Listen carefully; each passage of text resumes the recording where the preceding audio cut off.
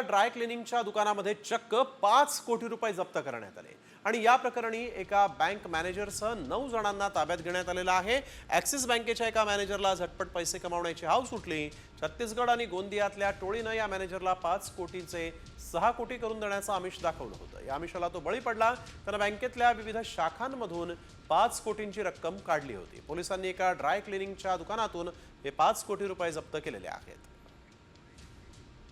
Private bank याच्या bank manager याच्यामध्ये involve होता। काही क्रिमिनलनी या बँक मॅनेजर सोबत असा प्रॉमिस केला होता की 5 कोटी ऐवजी तुम्ही 5 कोटी कॅश द्या, आम्ही आपल्याला 7 कोटी रुपये परत करून देतो। आतापर्यंत 9 लोकांना ताब्यात घेतलेलं आहे।